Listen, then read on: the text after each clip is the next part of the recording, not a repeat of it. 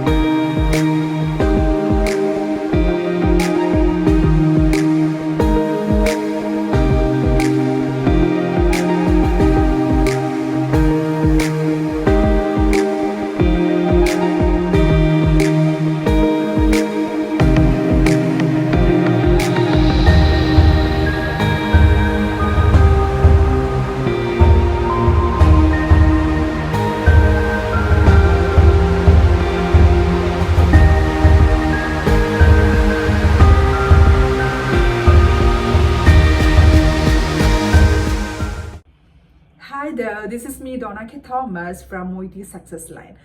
അപ്പം ഞാൻ ഇവിടെ വീണ്ടും വന്നിരിക്കുന്നത് മെയിനായിട്ട് ലാസ്റ്റ് വീഡിയോസ് ഒക്കെ നമ്മൾ റൈറ്റിംഗ് കറക്ഷൻസും കാര്യങ്ങളൊക്കെ കോൺസെൻട്രേറ്റ് ചെയ്ത് പറഞ്ഞായിരുന്നു. പക്ഷെ ഇപ്പം ഞാൻ സ്പീക്കിംഗ് സെഷനാണ് ഇപ്പം ഇന്ന് ഡീൽ ചെയ്യാൻ പോകുന്നത്. അപ്പം അതിൻ്റെ ഒരു കാരണം എന്ന് വെച്ചിട്ടുണ്ടെങ്കിൽ ഇന്നലെ റിസൾട്ടൊക്കെ വന്നു. പിള്ളേർക്ക് കുറച്ച് പേർക്കെങ്കിലും ഈ സ്പീക്കിംഗ് ഒരു 10 മാർക്സിലും 20 മാർക്സിനൊക്കെ പോയവരുണ്ട്. അത് വളരെയധികം വിഷമമുള്ള കാര്യമാണ്.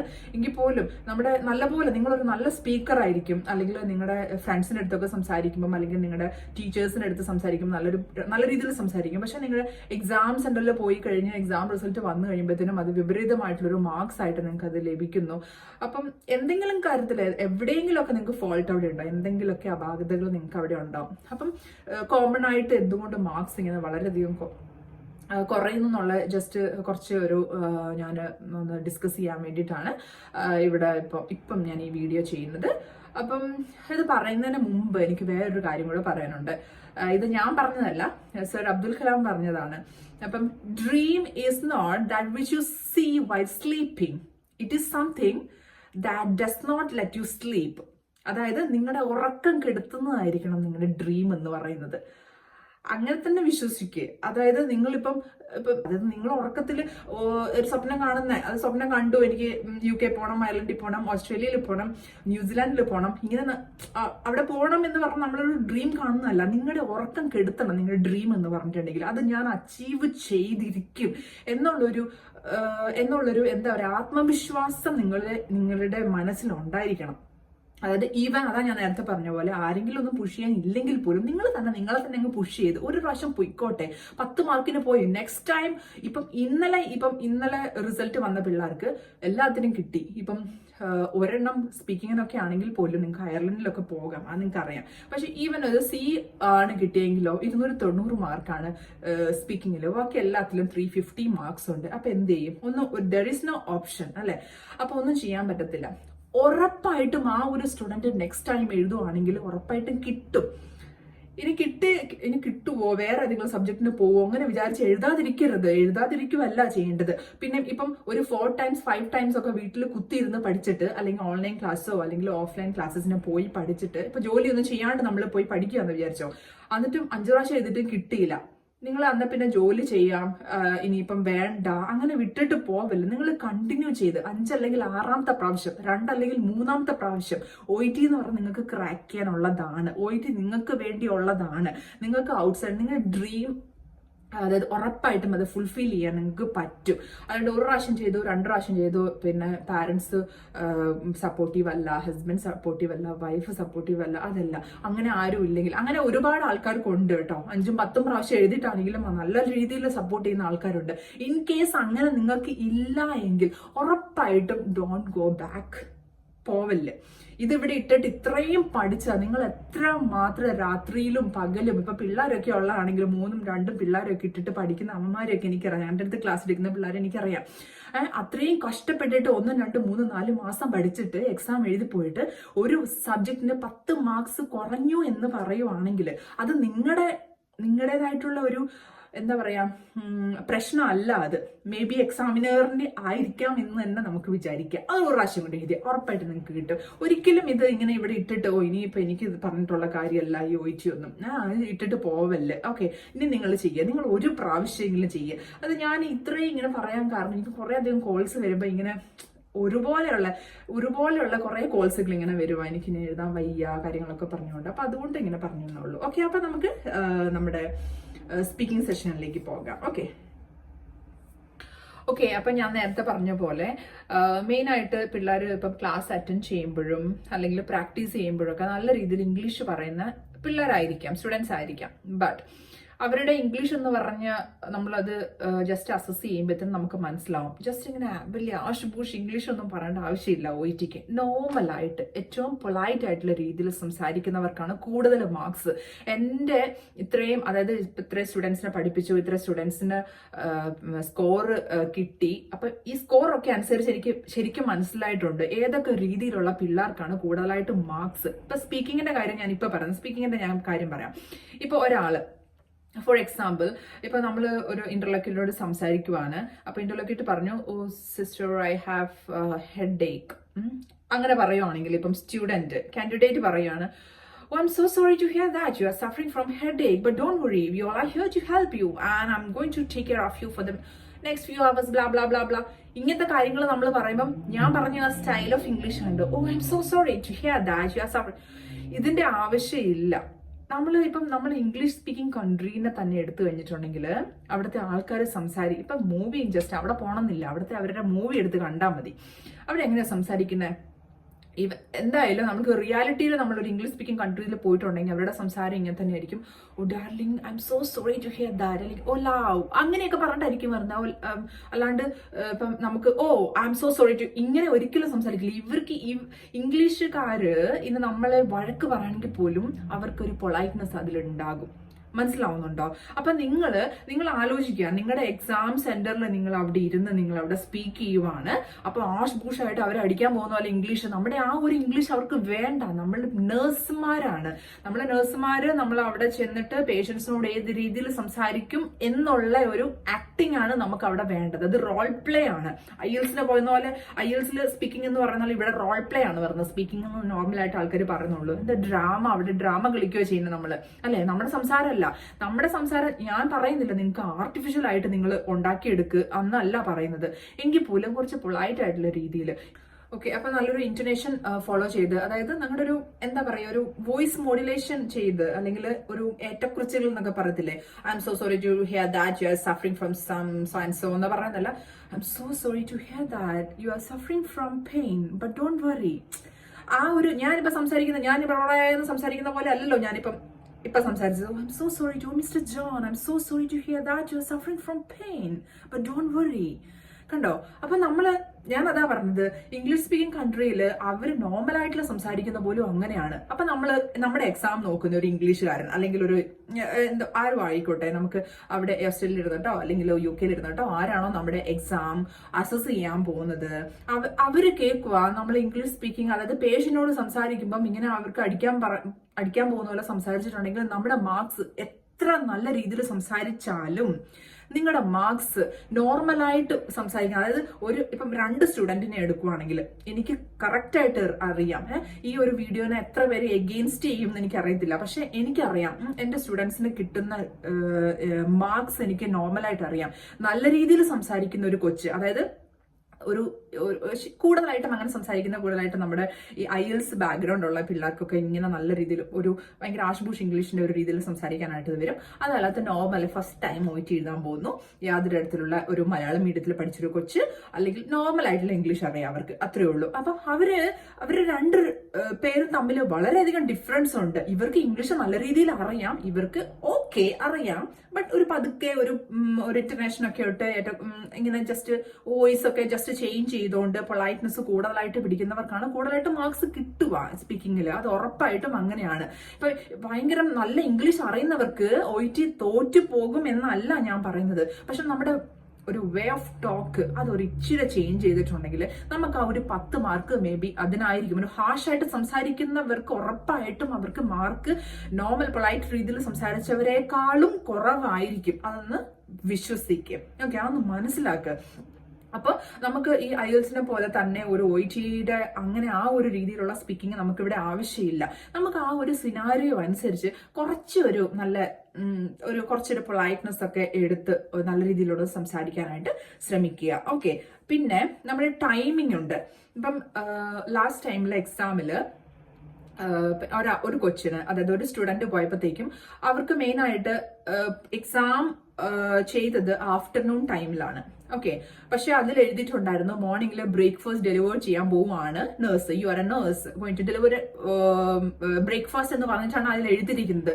അപ്പൊ യു ഹാവ് ടു അണ്ടർസ്റ്റാൻഡ്, നിങ്ങൾ എക്സാം ചെയ്യുന്ന ടൈം എന്ന് പറയുന്നത് വിഷ് ചെയ്യേണ്ടത് ഗുഡ് മോർണിംഗ് എന്നാണ്, ഗുഡ് ആഫ്റ്റർനൂൺ എന്നല്ല. ആഫ്റ്റർനൂൺ ആണ് ഈവൻ നിങ്ങൾ എക്സാം എഴുതെങ്കിൽ പോലും അവിടുത്തെ സിനാരി അനുസരിച്ച് അത് ചേഞ്ച് ചെയ്യണം. അത് ഒരു മാറ്റർ ആണ്. ഓക്കെ, അപ്പൊ നിങ്ങൾ ടൈം ഡിഫറെന്റ് ആവുന്നത് ശരിക്കും ഒന്ന് നോക്കുക. ഓക്കെ, ചിലപ്പം നിങ്ങൾക്ക് അങ്ങനെ ബ്രേക്ക്ഫാസ്റ്റിനൊക്കെ കാര്യമായിരിക്കും, ചിലപ്പം അവര് പറയും ഡിന്നർ, അങ്ങനെയൊക്കെ ചിലപ്പം ചേഞ്ച് ചെയ്യാൻ സാധ്യതയുണ്ട്. എന്നാൽ നിങ്ങൾ ഇരിക്കുന്ന സമയം എപ്പോഴും നമ്മൾ പഠിച്ചേക്കണം എന്താ, നമ്മൾ ഇരിക്കുന്ന സമയം, അതായത് നമ്മുടെ എക്സാം നടക്കുന്ന സമയമായിരിക്കും കൂടുതലായിട്ട് പറയേണ്ടത്. അങ്ങനെ അത് പഠിച്ച് മറ്റേത് നിങ്ങൾക്ക് അറിയാമായിരിക്കും, പക്ഷെ അത് ചെയ്ത് കണ്ടിന്യൂ ആയിട്ട് പോയി പെട്ടെന്ന് ഒരു എക്സാം പോയി ഇരിക്കുമ്പോഴത്തേനും നിങ്ങൾക്ക് അത് ചിലപ്പം ഡൗട്ട് ആവാൻ സാധ്യതയുണ്ട്. അപ്പൊ ടൈമിന്റെ കാര്യങ്ങൾ കൂടി ഒന്ന് നോക്കുക. ബ്രേക്ക്ഫാസ്റ്റ്, ഡിന്നർ അങ്ങനെയൊക്കെ പറയുമ്പോഴത്തേനും ഇപ്പൊ നിങ്ങൾ മോർണിംഗിലാണെങ്കിൽ പോയി ഡിന്നറിന്റെ കാര്യം അവിടെ പറയുകയാണെങ്കിൽ ഉറപ്പായിട്ടും ഗുഡ് ഈവനിങ് നിങ്ങൾ പറഞ്ഞിരിക്കണം. ഓക്കെ, ആ ഒരു രീതിയിൽ. പിന്നെ നെക്സ്റ്റ് പറയാനുള്ളത് 5 മിനിറ്റ്സിൽ നിങ്ങൾക്ക് തീർക്കാനുള്ള, അത് ഓൾമോസ്റ്റ് എല്ലാവരും തന്നെ തീർക്കുന്നുണ്ടാകും, എങ്കിൽ പോലും 5 മിനിറ്റ്സിൽ നമ്മളിങ്ങനെ ഭയങ്കര ലാഗ് ചെയ്ത് സംസാരിക്കാൻ പാടില്ല. ലാഗ് ചെയ്ത് സംസാരിക്കുമ്പോഴത്തേനും ചിലപ്പം നമുക്ക് എക്സാമിന് നമുക്ക് വരുമ്പോ ക്വസ്റ്റ്യൻ നമുക്ക് കിട്ടുമ്പോഴത്തേനും കുറെ ടാസ്കുകൾ ഉണ്ടാവും നമുക്ക് ഫിനിഷ് ചെയ്യാൻ വേണ്ടിയിട്ട്.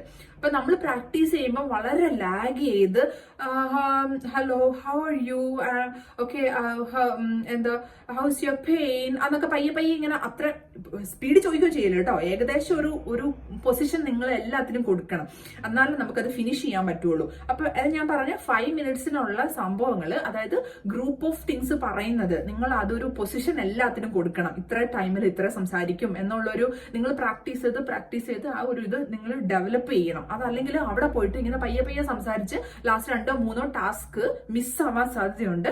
അത് നിങ്ങളുടെ മാർക്സ് ബ്ലോക്ക് ചെയ്യുകയും ചെയ്യും. ഓക്കെ, അപ്പൊ അതുകൊണ്ട് ടൈം കറക്റ്റ് ആയിട്ട് പ്രാക്ടീസ് ചെയ്യുമ്പോൾ നോക്കുക. ഓക്കെ, കൂടുതൽ നിങ്ങൾ പറഞ്ഞു കാര്യങ്ങൾ ഓരോ, ഇപ്പം ഫോർ എക്സാമ്പിൾ ഇപ്പം ഡയറ്റിന്റെ കാര്യം പറയുവാണ്, ഡയറ്റിന്റെ കാര്യം പറഞ്ഞു, I strongly recommend you to take more amount of protein contain food items such as എന്നൊക്കെ പറഞ്ഞിട്ട് നമ്മൾ അങ്ങനെ പറയുമോ, അത് ഫിനിഷ് ആക്കി രണ്ടാമത്തെ ടാസ്കിലേക്ക് പോയി. ഓക്കെ, ആ ഒരു 1 by 1 ആയിട്ട് അങ്ങനെ പോയി പ്രാക്ടീസ് ചെയ്യാൻ വേണ്ടിയിട്ട് ശ്രമിക്കുക. ടൈം കൂടുതൽ എടുക്കുന്നത് സ്റ്റോപ്പ് ചെയ്യാൻ വേണ്ടിയിട്ട്. ഓക്കെ, അപ്പം എക്സാം സെന്ററിൽ പോകുമ്പോഴും നിങ്ങൾക്ക് ആ ഒരു രീതിയിൽ ടൈം അഡ്ജസ്റ്റ് ചെയ്യാൻ പറ്റും. ഓക്കെ, നെക്സ്റ്റ് പേഷ്യൻസ് നെഗറ്റീവ് ആയിട്ടുള്ള കാര്യങ്ങൾ പറയുമ്പം, അതായത് നെഗറ്റീവ് ഇൻ ദ സെൻസ് പറയത്തില്ല ഇങ്ങനെ എനിക്ക് വേദനയാണ്, ഐം ഫീലിംഗ് ആങ്സൈറ്റി, അല്ലെങ്കിൽ അങ്ങനെ എന്തെങ്കിലുമൊക്കെ ഇങ്ങനെ പറയാം. അല്ലെങ്കിൽ പിന്നെ ഒരു നെഗറ്റീവ് ആയിട്ടുള്ള കാര്യങ്ങൾ, അവിടെ പെയിൻ ആണ്, ഇവിടെ വേദനയാണ്, അല്ലെങ്കിൽ എന്തെങ്കിലും കാര്യങ്ങൾ അങ്ങനെ നെഗറ്റീവ് ആയിട്ടാണ് നിങ്ങൾക്ക് അത് തോന്നുന്നതെങ്കിൽ അപ്പൊ തന്നെ നിങ്ങൾ കൺസേൺ അഡ്രസ് ചെയ്യണം. ഓക്കെ, കൺസേൺ അഡ്രസ് ചെയ്യണം, അഷ്വറൻസ് ചെയ്യണം. ഇത് 2 കാര്യങ്ങൾ നിങ്ങൾ മറന്നു പോവല്ലേ. ആദ്യം കൺസേൺ, എന്താ പറയുക, ഇപ്പൊ പെയിനാ അല്ലെങ്കിൽ ഒരു ഹെഡേക്ക് പറയുവാണെങ്കിൽ I'm so sorry to hear that, അല്ലെങ്കിൽ mister John I'm so sorry to hear that you are suffering from pain but I'm here to help you, അങ്ങനെ നമുക്ക് വേണമെങ്കിൽ പറയാം. അതല്ലെങ്കിൽ അതിന് മുമ്പ് തന്നെ if you don't mind could you please rate your scale, the pain scale എന്ന് പറഞ്ഞിട്ട് നമുക്ക് അത് ഒരു ഇൻ ബിറ്റ്വീൻ ഒരു ക്വസ്റ്റ്യൻ വേണമെങ്കിൽ ആഡ് ചെയ്യാം. അത് അവർ പറയുന്ന ഡിപ്പെൻസ് ചെയ്തിരിക്കും. അല്ലെങ്കിൽ ചിലപ്പോൾ ചുമ്മാ ഒരു കൺസേൺ അഡ്രസ്സിങ് പിന്നെ റീഅഷ്യൂർ അല്ലെങ്കിൽ അഷുറൻസും ഓക്കെയാണ്. പക്ഷെ ഇങ്ങനെ പെയിന് അങ്ങനത്തെ ഒക്കെ അസസ് ചെയ്യാൻ പറ്റുന്ന കാര്യങ്ങളൊക്കെ പറയുവാണെങ്കിൽ, അല്ലെങ്കിൽ നമുക്ക് പെയിൻ എവിടെയാണെന്ന് ചോദിക്കണം. അപ്പൊ ഹെഡേക്ക് എന്ന് പറഞ്ഞാൽ ഹെഡേക്ക് എന്ന് മനസ്സിലാവും. മനസ്സിലായി. ചുമ്മാ ഒരു പെയിൻ എന്ന് പറയുമ്പോൾ എവിടെയാണ് നമുക്ക് ചോദിക്കണ്ടേ? അപ്പൊ എവിടെയാണ് ചോദിക്കുക? അങ്ങനെ ഒരു ഇൻ ബിറ്റ്വീനിൽ ഒരു ക്വസ്റ്റ്യൻ കയറി വരും. ഫസ്റ്റ് കൺസേൺ അഡ്രസ് ചെയ്യുക, ഒരു ക്വസ്റ്റ്യൻ ചിലപ്പോൾ കയറി വരും. ഡിപ്പെൻസ് ആൻസർ ആണ് കേട്ടോ, പേഷ്യന്റ് ആൻസർ അനുസരിച്ച്. അത് കഴിഞ്ഞിട്ട് ഉറപ്പായിട്ടും എന്ത് ചെയ്തിരിക്കണം? അഷുറൻസ് ചെയ്ത്. Assurance I am here to help you, അല്ലെങ്കിൽ we are here to help you, അല്ലെങ്കിൽ ഹിയർ അല്ലെങ്കിൽ ഓൾ മീ എന്ന് പറയണ്ട, അതിനും ഉപരിയായിട്ട് here all the doctors and nurses are here to help you out, അതൊക്കെയുള്ള രീതിയിലൊക്കെ നമുക്ക് പറയാം. ഓക്കെ, ആ ഒരു രീതിയിൽ ജസ്റ്റ് ഒന്ന് റീഅഷുറൻസ്, കൺസേൺ അഡ്രസ്സിങ്, ക്വസ്റ്റ്യന്, ഇതൊക്കെ ഒന്ന് മൈൻഡിൽ വെച്ചേക്കുക. ഓക്കെ, പിന്നെ നമുക്ക് കൂടുതലായിട്ടും പിള്ളേർക്ക് ഇപ്പൊ എനിക്കും ഉണ്ട് അത് കേട്ടോ. ഇപ്പൊ ആരെയും ഞാൻ കുറ്റപ്പെടുത്തുന്നില്ല, അതിപ്പോ എനിക്കുള്ള സംഭവമാണ്. മദർ ടങ് ഇൻഫ്ലുവൻസ് കൂടുതലായിട്ട് മലയാളം ഭാഷ പോലെ നമ്മൾ ഇംഗ്ലീഷ് ഭാഷ സംസാരിക്കുന്നത്. നമ്മളൊന്നും വലിയ ആശുപൂഷ് ഇംഗ്ലീഷോ അല്ലെങ്കിൽ ഇപ്പൊ ലണ്ടനിൽ ജനിച്ചു വളർന്ന ന്യൂസിലാൻഡിൽ ജനിച്ചു വളർന്നവരൊന്നും അല്ല. അപ്പൊ നമുക്ക് ഇച്ചിരി മദർ ടങ് ഇൻഫ്ലുവൻസ് ഉണ്ടാകും.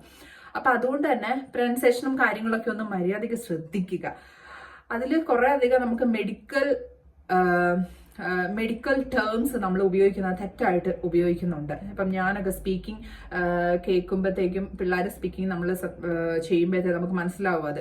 അപ്പം നമ്മൾ കറക്റ്റ് ചെയ്യാൻ ശ്രമിക്കും. പക്ഷെ നിങ്ങൾക്ക് അങ്ങനെ ഒരു കറക്ഷൻസ് വേണമെന്ന് ആഗ്രഹം ഉണ്ടെങ്കിൽ ജസ്റ്റ് കുറച്ച് മെഡിക്കൽ ടേംസിന്റെ പേരെടുത്തിട്ട് അതിന്റെ പ്രൊനൗൺസിയേഷനും കാര്യങ്ങളൊക്കെ ഒന്ന് ഗൂഗിളിലാണെങ്കിലും ഒന്ന് നോക്കുക. ഓക്കെ, അല്ലെങ്കിൽ നെക്സ്റ്റ് ക്ലാസ്സിൽ ഞാനൊരു സെഷൻ വെക്കാം. ഓക്കെ, പിന്നെ നെക്സ്റ്റ് പിന്നെ വേറൊരു മെയിൻ ആയിട്ടുള്ള ഇതാണ് യാ എന്ന് പറയുന്ന ഒരു സംഭവം. Please don't use that. അതൊരു റൂഡായിട്ട് ഒരു പറയുന്ന പോലെ നമുക്ക് മനസ്സിലാവില്ല. നമ്മളത്, അതായത് സ്റ്റുഡൻസ് അത് പറയുമ്പോൾ തന്നെ ഓക്കെ അങ്ങനെ പറയുമ്പോഴത്തേനും നമുക്ക് അവര് റൂഡ് പറയുന്ന പോലെ നമുക്ക് തോന്നുന്നത്. അപ്പൊ അത് ചിലപ്പം എന്റെ സ്റ്റുഡൻസ് എന്നോട് കേൾക്കുന്നത് പോലെ തന്നെ ആയിരിക്കും ചിലപ്പോൾ അവരും എടുക്കുന്നത്. ഓക്കെ, അപ്പൊ അതുകൊണ്ട് എന്നൊക്കെ പറയുന്നത് പറയാതിരിക്കുക. അതിന് പകരം നമ്മൾ okay I can understand that, okay I can feel that എന്നൊക്കെ പറഞ്ഞിട്ടുള്ള ഒരു സംഭവങ്ങളൊക്കെ അങ്ങ് യൂസ് ചെയ്യാൻ ശ്രമിക്കുക. ഓക്കെ, പിന്നെ എന്തായിരുന്നു പിന്നെ ഒരു കാര്യം എന്ന് വെച്ചിട്ടുണ്ടെങ്കിൽ ഞാൻ പറഞ്ഞു ഫസ്റ്റ് 5 മിനിറ്റ്സിന്റെ കാര്യം നല്ല രീതിയിൽ തന്നെ പ്രാക്ടീസ് ചെയ്ത് നിങ്ങൾ അത് ഒന്ന് ജസ്റ്റ് ഒന്ന് ഫോളോ ചെയ്യാൻ ശ്രമിക്കുക. പ്രാക്ടീസ് ചെയ്ത് അത് ഞാൻ പറഞ്ഞായിരുന്നു. പിന്നെ ഫസ്റ്റ് 3 മിനിറ്റ്സിൽ നമ്മൾ നല്ല രീതിയിൽ തന്നെ ഒന്ന് പ്രാക്ടീസ് ചെയ്ത്, അതായത് 3 മിനിറ്റ്സ് എന്ന് പറഞ്ഞാലും 2 മിനിറ്റ്സ് നിങ്ങൾ പ്രാക്ടീസ് ചെയ്യുമ്പോൾ അതായത് നമുക്ക് സബ്ജക്ട്സ് ഒന്ന് അഡ്ജസ്റ്റ് ചെയ്യാൻ വേണ്ടിയിട്ട്, അല്ലെങ്കിൽ നമുക്ക് ഏതാണ് റോൾ പ്ലേയിൽ ക്വസ്റ്റ്യൻ ടാസ്ക് കിട്ടിയിരിക്കുന്നത് അത് മനസ്സിലാക്കാൻ വേണ്ടിയിട്ട് നിങ്ങൾ 2 മിനിറ്റ് ഉപയോഗിക്കുക, 3 മിനിറ്റ് ഉപയോഗിക്കേണ്ട. ഓക്കെ, എക്സാം സെന്ററിൽ ചെല്ലുമ്പോൾ 1 മിനിറ്റും കൂടി ഉപയോഗിക്കുക. അങ്ങനെ 2 മിനിറ്റ് ഉപയോഗിച്ച് പഠിച്ചാൽ അവിടെ ചെല്ലുമ്പോൾ 2 മിനിറ്റ് ആകുമ്പോൾ എല്ലാം മനസ്സിലായി. നിങ്ങൾക്കറിയാം എക്സാം സെന്ററിൽ ചെല്ലുമ്പോഴത്തേനും 3 മിനിറ്റ്സ് എന്ന് പറയുന്നത് നമുക്ക് 10 മിനിറ്റ്സ് ആയാലും ഒന്നും മനസ്സിലാവും. കണ്ണിലൊക്കെ ഇരുട്ട് കയറി ചിലവർക്കൊക്കെ ഫസ്റ്റ് ടൈം ഒക്കെ എക്സാം എഴുതാൻ പോകുന്നവർക്ക് അങ്ങനെയൊക്കെ കുറെ അധികം പിള്ളേർ എന്നോട് പറയാറുണ്ട്, മാം എനിക്ക് എന്റെ പിന്നെ ക്വസ്റ്റ്യൻ കൈ കിട്ടിയപ്പോഴത്തേക്ക് എന്റെ കണ്ണിലൊക്കെ ഇരുട്ട് കയറിയത്. ശരിയാണ്, ചിലപ്പോൾ ഫസ്റ്റ് ടൈം ഒക്കെ അങ്ങനെ പോകുമ്പോൾ അങ്ങനെയൊക്കെ എക്സ്പീരിയൻസ് ഉണ്ടാകാം. അപ്പൊ അതുകൊണ്ട് തന്നെ 2 മിനിറ്റിൽ എപ്പോഴും നമ്മൾ പ്രാക്ടീസ് ചെയ്ത് പഠിക്കും. പിന്നെ 3 മിനിറ്റ് നമുക്ക് വലിയൊരു 1 മിനിറ്റ് എന്ന് പറയുന്ന ഒരു മണിക്കൂർ പോലെ നമുക്ക് തോന്നും നമ്മുടെ എക്സാം സെന്ററിലാവുമ്പോൾ. അപ്പൊ അതൊന്ന് ശ്രദ്ധിക്കുക, 2 മിനിറ്റിൽ ഒന്ന് പ്രാക്ടീസ് ചെയ്യാൻ ശ്രമിക്കുക. Okay, practice in the sense subject മനസ്സിലാക്കാൻ ശ്രമിക്കുക. ഓക്കെ, റോൾ പ്ലേ ആ രീതിയിലും കൂടെ ഒന്ന് നോക്കുക. ഇത്രയൊക്കെ കാര്യങ്ങൾ ജസ്റ്റ് ഒന്ന് മനസ്സിലാക്കിയിട്ടുണ്ടെങ്കിൽ മെയിൻ ആയിട്ട് പിള്ളേർ പറയുന്ന കാര്യങ്ങൾ മാത്രമാണ് ഞാനിപ്പോൾ സെലക്ട് ചെയ്ത് കൊണ്ടുവന്നിട്ടുള്ളൂ. ഇത്രയും കുറച്ച് കാര്യങ്ങൾ ജസ്റ്റ് ഒന്ന് കോൺസെൻട്രേറ്റ് ചെയ്ത് നെക്സ്റ്റ് ടൈം എക്സാം എഴുതാൻ പോകാൻ ശ്രമിക്കുക. ഓക്കെ, അപ്പം നെക്സ്റ്റ് വീഡിയോ ഒരു റീഡിംഗ് സെഷൻ ആയിട്ട് ഞാൻ പെട്ടെന്ന് തന്നെ വരുന്നതായിരിക്കും. അതുവരെ ഗുഡ് ബൈ.